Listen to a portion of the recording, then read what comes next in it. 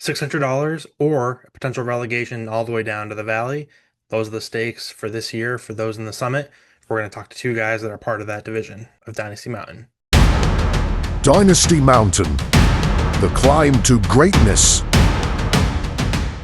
Today we're going to be talking with Hank Tatum from America's Scheme and Danny Cohen from Let's Get High, two of the 8 teams in the summit for year one of Dynasty Mountain.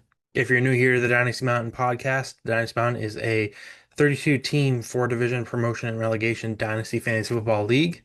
We've already had our startup draft. We're preparing for year one to get underway. And today I want to talk about the Summit, which is our top division level in Dynasty Mountain. It has the most money at stake, and we're talking to two guys that are competing in it. Just to get their take on the league so far, we're going to go through kind of some of my preseason predictions and rankings and some of the stuff we've done now that we have actual players on these rosters. We'll take a look at some of these rosters, some of the trades that have happened, and get us prepared as we are only a few weeks away from the first week of the fantasy football season. All right, so we're here with Hank and Danny, both in the summit here. Wanted to kind of kick things off and turn it to you guys and ask you guys kind of what has been the most interesting thing or most fun thing so far in this league. We haven't even started the first season yet, but I feel like a lot has happened and a lot has been we've been doing this for I think it's 5 or 6 months that this has kind of been in the works. Hank, I'll start with you. What's kind of been the most interesting thing for you, kind of so far, for Dynasty Mountain? Yeah, man, for sure. Before I get into it, I just got to let the record show it's not Philadelphia Eagles green here. I'm wearing a Masters shirt. Mhm. So of course, not Eagles stuff. But thanks, Commish, for setting this all up. I think it's a lot of fun. So far, I mean, the league has just been kind of a whirlwind to keep up with because there's so much going on, which is great. I think one of the coolest things so far is because of how big this league is. There's so many different strategies going on within the same league compared to other fantasy leagues where at the end of the day, everyone's goal is to win and win a championship. Right now, you've got teams that you saw set themselves up through the draft and through trades that they're not trying to win and they're trying to prepare for a future. So there's so many different things going on in different levels. I think that's part of the tiers with the league that are kind of embedded into one league overall. Yeah, I mean, I agree. I think like what's really cool, the biggest problem that I've found in fantasy football in the last, 20 years that I've been doing it is like trades. There's always like people who are too afraid to trade. It's like it might be a better deal, it might not be a better deal, but like I don't want to risk it or what's going on here. And it's always like who got the better edge of it. And both people are trying to win in that moment. Um, and even in keeper leagues and dynasty leagues that I've been in before, it hasn't been to the level of this where the amount of people who are like, I don't care about this year at all and giving up everything. Like some of these teams are awful. Mhm. And just like literally not trying at all. I've never been in a league where there were people who tanked as immediately as people have tanked in this league. So that to me has been super interesting to see and like seeing those different strategies of like sitting in the middle or people who went all out and trying to win this year. And I'm curious. I haven't spoken to anyone who's really been like, oh, I want to be in the second, in Valley One so that I can win that one and then move up next year, or like I don't have to worry about being all the way down. It's been interesting talking to people about it, and definitely a very cool idea for the league. Yeah, I yeah. I think think the another part trade. too, Good. I think a lot of the rules are really interesting too, and obviously the roster size, which makes sense for the league size, but even just some of the scoring things and obviously loans that aren't typical of fantasy football. There's so many different things that you kind of have to dive in and especially leading up to the draft, get familiar with right away because they're going to impact how the league ends up, even as far as scoring.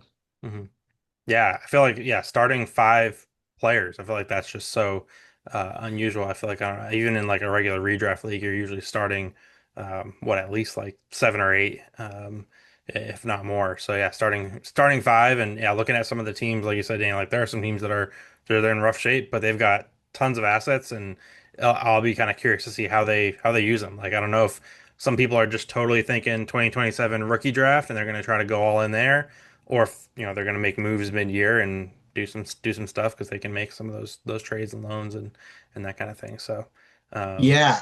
I mean, I found it, I'll say like without giving away too much of my strategy, but like I I couldn't disagree more with the people that were tanking before the this draft, like this draft was the way to set up your team for the next X amount of years. Mhm. Um, right? Like how many rookies actually make a difference immediately and also are like a sure thing. Like we've had seen so many number one picks that do nothing, and even like there could be of the top five rookies next year, two of them could be busts or even just be decent to be giving up a person who has the potential to be good on your team for the next 10 years for a chance to fight with 13 other people who also have $500 to maybe get this person next year. Like I've been very low on like fab um and like future things because I actually don't think that like there's going to be so much things in the rookie drafts.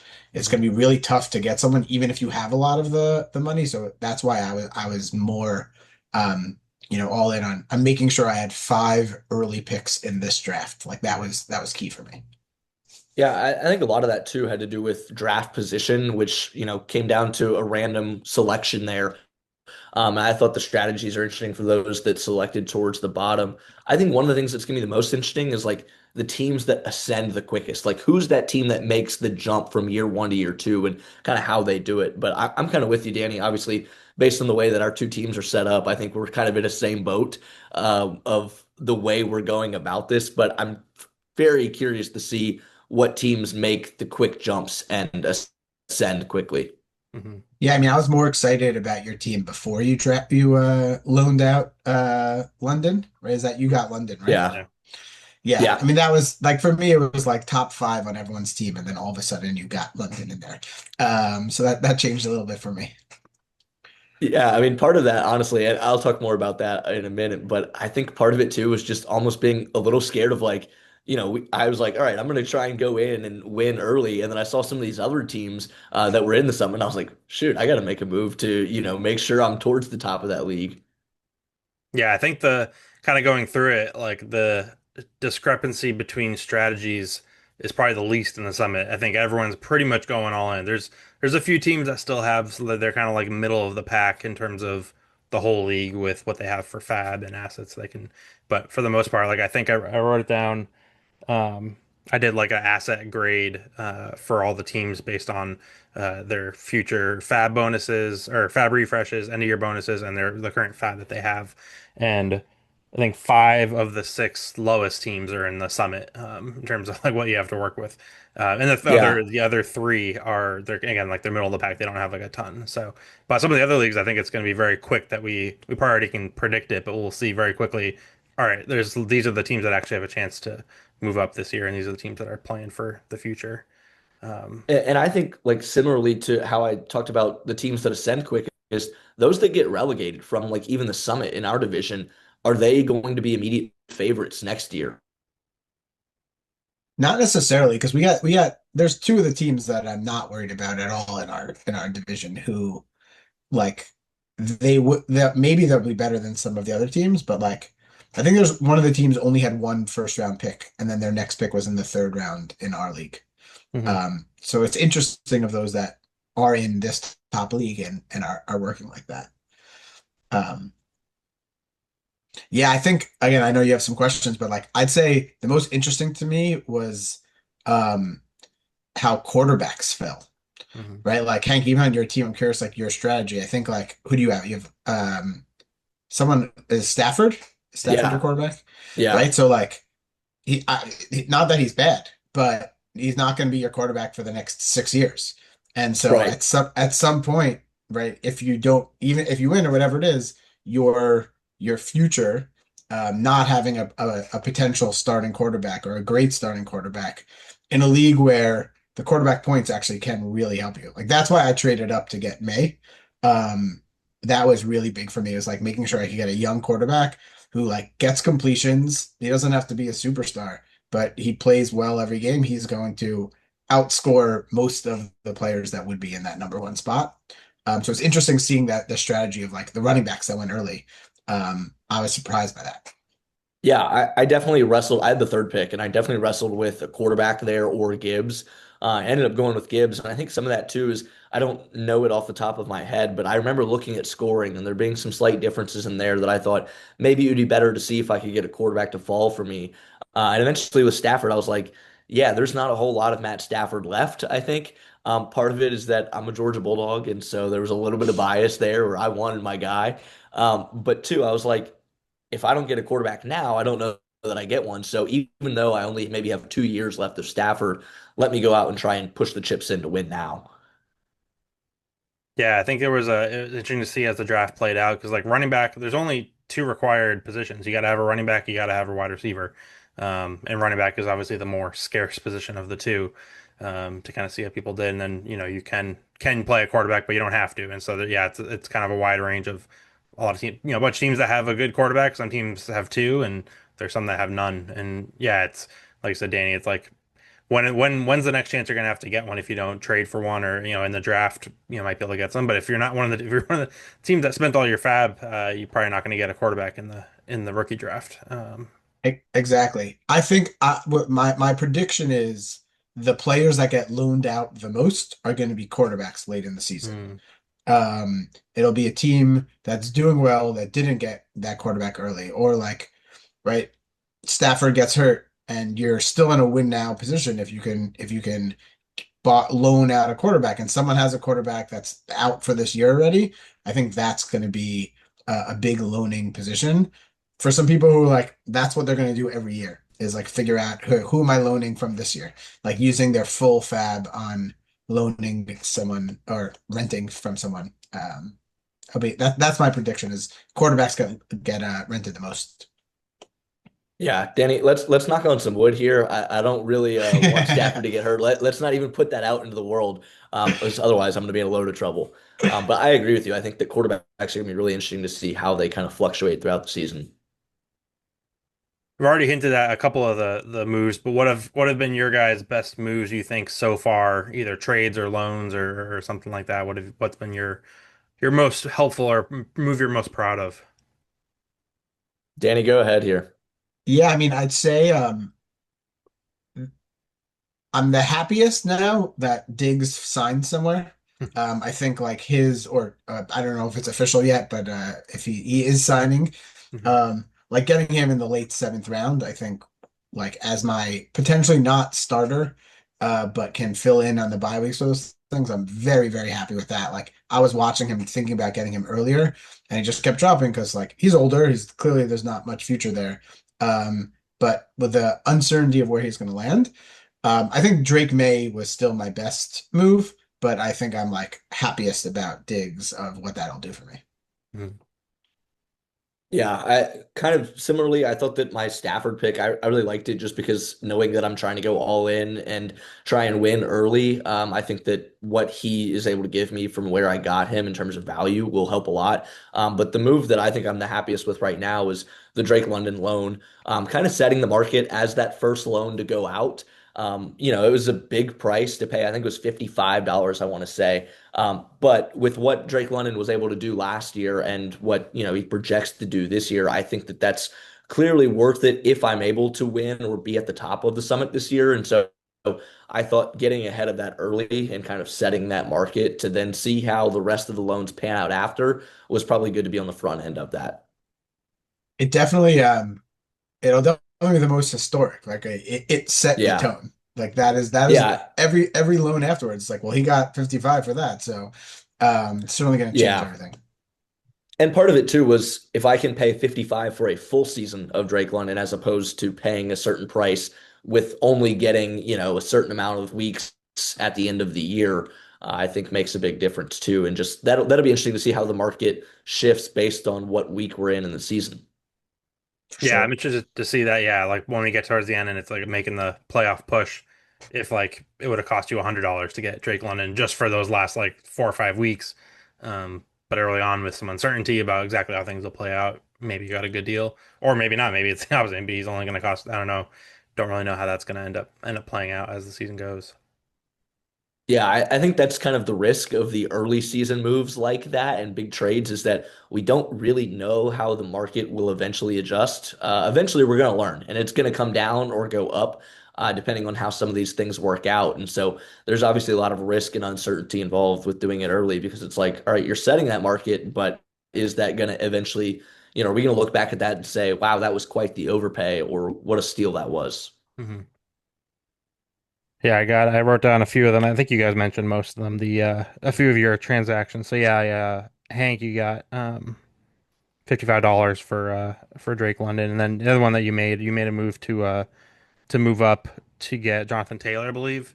Um, Yeah, it looked like you moved up, you traded up, you gave up a second, and then two end of year bonuses. Which if your team's good and you stay in the summit, those aren't going to be worth a whole lot. So could have been a good move.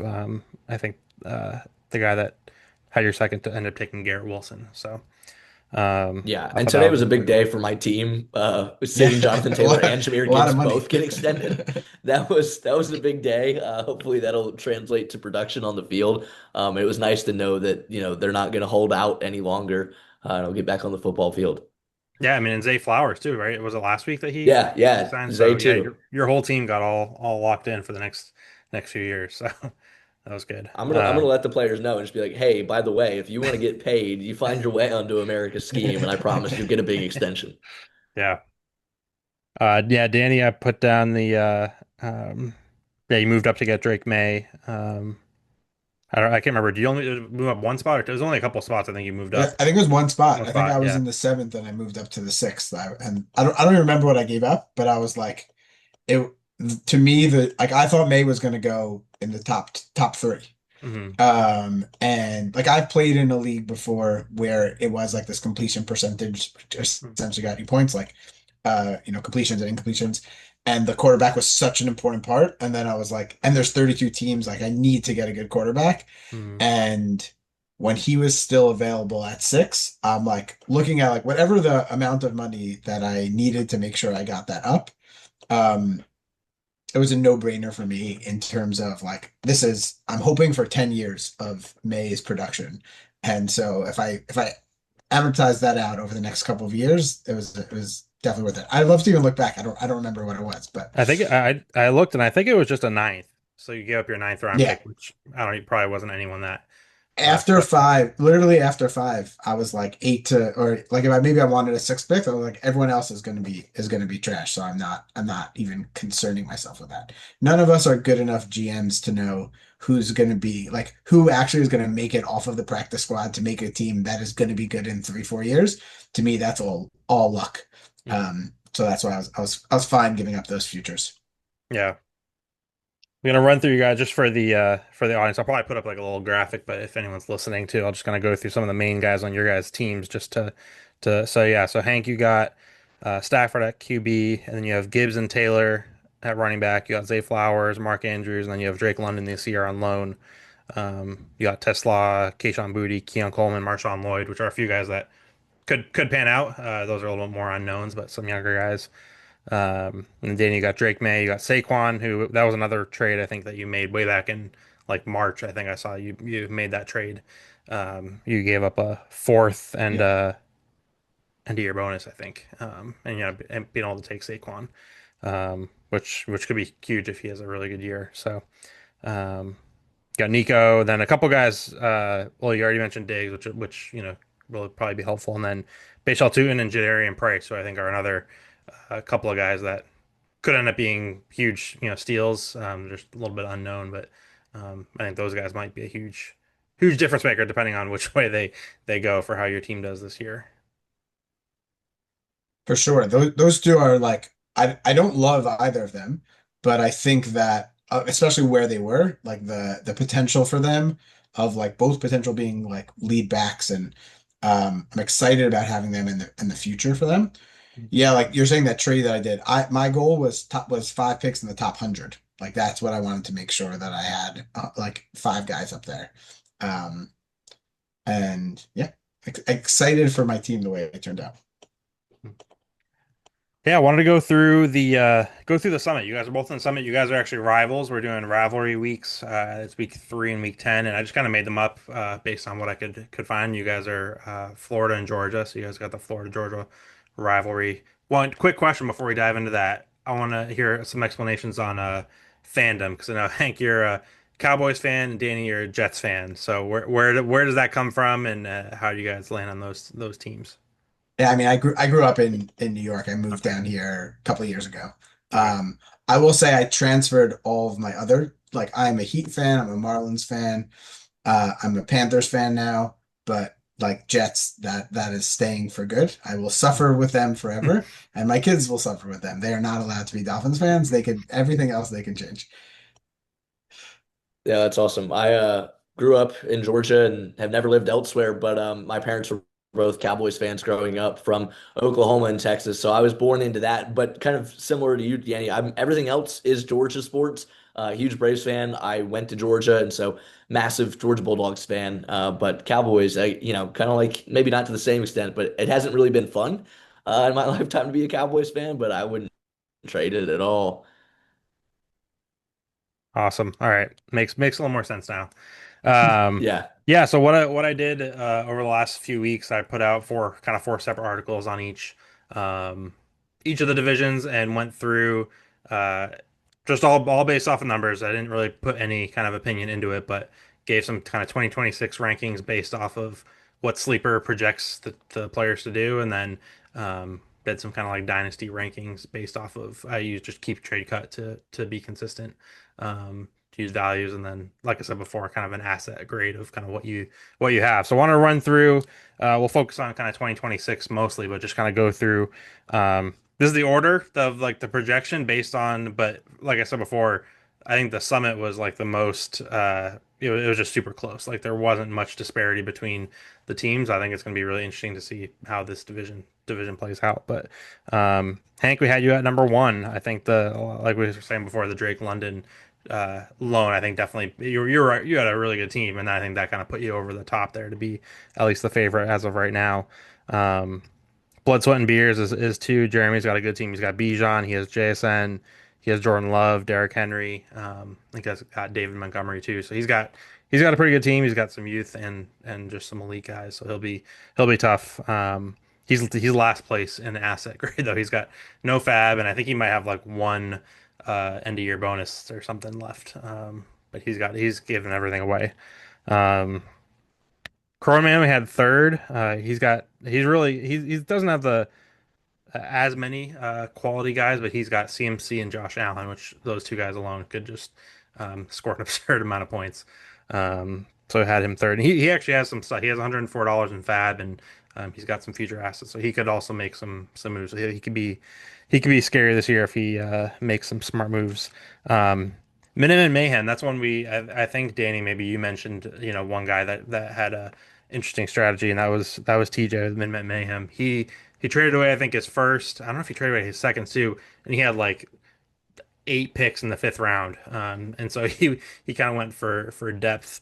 And he has more depth than a lot of the guys.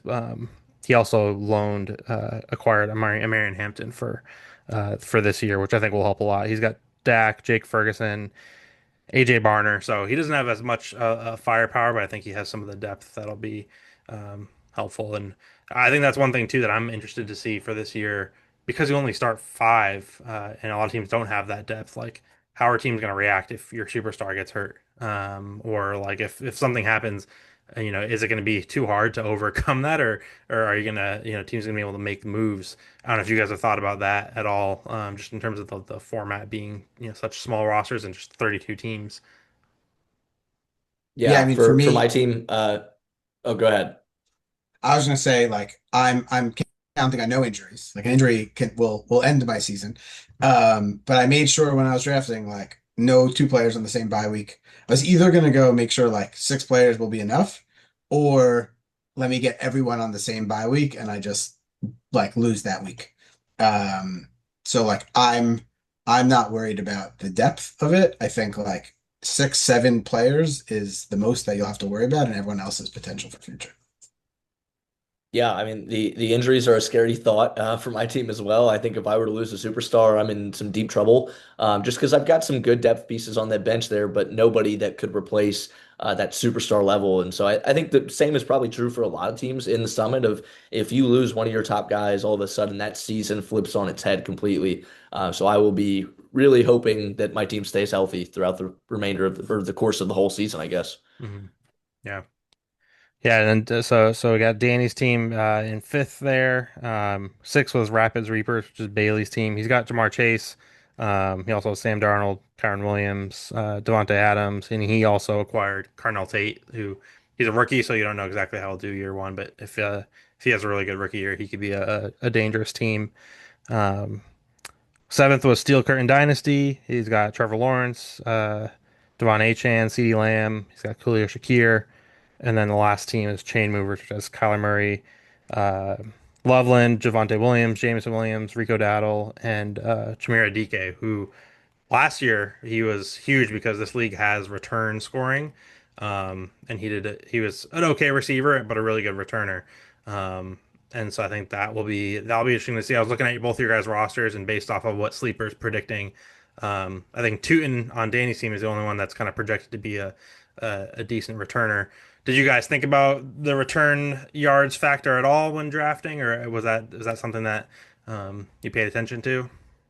I did a little bit. Like I was looking at the players to see if there was someone, but I think a lot of people did, and they picked guys earlier than I was ready for. Hmm. Um, and again, that's really like to me, that's like if there's an injury and fill in that you're going for someone. Like my goal was to get starters that probably won't return, but will be fine because they're not returning. Yeah, that the return yards kind of went out the window for me. It just wasn't something that I really felt like I could rely on week in, week out, and I'd rather take a little bit more proven production from a fantasy perspective there. Of just like, hey, they're not going to get any return yards, but if I've got guys that are playing three downs on offense, I'll be all right. Hmm. Yeah, I did an article back in the spring about it, just to kind of look into it because I've never been in a league with return yards before, and it was something like year to year, the top 25 kick and punt returners, um, only like three or four of them are kind of stay on that list the next year, and so it's really hard to predict. And so I think that's where it's going to be, um, tricky for people to kind of know like in the draft like who's gonna because a lot of times when a guy does well and progresses, he stops doing kick returning and he sticks with just being a receiver or a running back. So um, I think that's one of the things where the waiver wire will be interesting just to see, I think, as some of these like rookies or kind of unknown guys all of a sudden are doing, kick returning, punt returning, they might be some of those waiver pickups that guys can pick up and put in and play in their lineups. So, be interesting to see how that kind of factors in. Yeah, I'm really interested just to see waivers in general throughout the season because there's with 32 teams, there's so few guys and so many roster spots that it's like who can make any sort of impact, even if it's just the depth fill-in piece, and how much do they go for the teams that do have the money to go acquire a guy. Hmm. Yeah, I think Yeah, that's I like, mean, oh, go ahead. I'm gonna be. I don't think there's gonna be many, although we under a Yeah. handful of waiver wire pickups that have any material impact on it, because we're talking about 30, 40, 50 players that are already on people's teams that are the waiver. Like there won't be a single article written besides you, Dan, by people talking about, waiver pickup potential from our league waivers. Hmm. Yeah, and I did the math and I tried to make it so that we had rosters that were I didn't want to do like 20-man rosters for a 32 team league. So that way there's like a chance that there's still some people, but yeah, I think it's going to be there's not going to be a whole lot. Yeah, there's probably going to be some random, third or fourth string running back that has a bunch of injuries ahead of him and gets playing time, but I think the kick return thing will be something and then potentially backup quarterbacks as quarterbacks get hurt because there weren't a ton of I mean there were some, but not a ton of backup quarterbacks, I don't think, taken. The other thing I think that'll be interesting is even just tight ends with tight end premium scoring. I think there might be guys that like they're not even doing that good, but they're catching, two, three, four passes a game in tight end premium, and all of a sudden, they're someone that you could throw in your flex and they're gonna get you a few points. And so there might be some of those guys that just as it plays out, see who's more valuable there.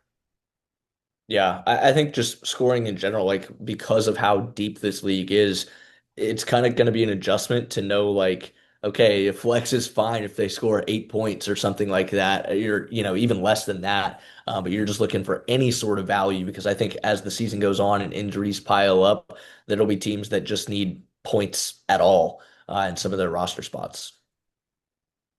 Yeah, and I think there'll be games where like players win the matchup, right? Like I forgot what the name was, but the team that's got Josh Allen and McCaffrey, Mhm. like there will be weeks where Allen's going to drop 70 because of the amount of completions he gets, and McCaffrey will have 3 touchdowns, and it doesn't matter that, he's starting Tez Johnson or someone who does nothing.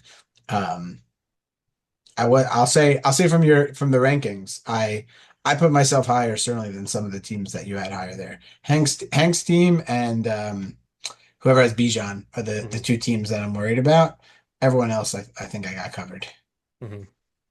Yeah, that was going to be my next question, or kind of my last question, kind of as we kind of wrap things up. Like, what's your kind of honest prediction of where you guys are going to do this year? So in the summit, just for people that are listening, maybe don't know, there's a few different options in the summit. There's 4 teams that are going to stay in the summit. They're not going to get relegated.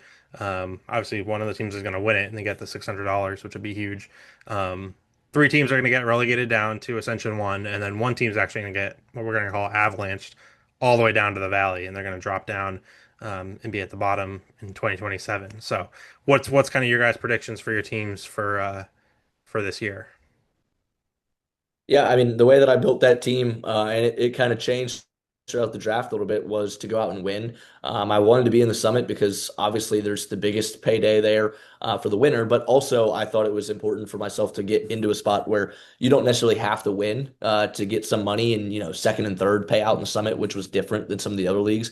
So I felt like, hey, if there's a 3 out of 8 shot to at least make your money back or win some money for the season, you might as well take that while you have the chance. I really like my squad. I think that, depth for pretty much every team is going to be an issue if there are injuries. But if everyone's healthy, I think that I have the most potential with that starting lineup. So I'm really happy. I think that there's a lot of really good teams, though, where, kind of that top three is what I'm looking for. I think I would agree in that I'd give my team the slight nod because of Drake London, but wouldn't be shocked to finish, second or third. I do feel pretty confident right now going into it that I can avoid relegation completely. So I like where my team's at. It was built to win early, and if I can win, in one of these first 2 years while I still have Matthew Stafford, then I've made it worth it, and we'll figure out the rest later. Yeah, I definitely see myself in the top four. I think that as the season goes on, again, injuries could change everything. But if my team could stay healthy, then I'm not worried about the relegation. I think that depending on how it goes, I'm very curious about the loaning later on in the season if it's needed, right? Like my running backs are not superstars. They have the potential. We'll see what'll happen with them, but I could see the rest of my team, right? Like if one of those two guys can take off and it's me loaning out someone to bring me over the edge, I could see that happening later in the season. Mhm. Yeah. Awesome. Well, hey, I appreciate you guys jumping on the podcast and talking about Dynasty Mountain and the summit. And I'm sure I'll have you guys back on again at some point. But best of luck this year. And I appreciate you jumping on. We're missing the what's probably a thriller of the Hall of Fame game right now. Missing that, but I appreciate you guys making the sacrifice to be on here. Yeah, thanks, Kamish. I Thanks. appreciate it. Looking forward to the year for sure. Me too, really excited. Dynasty Mountain, the climb to greatness.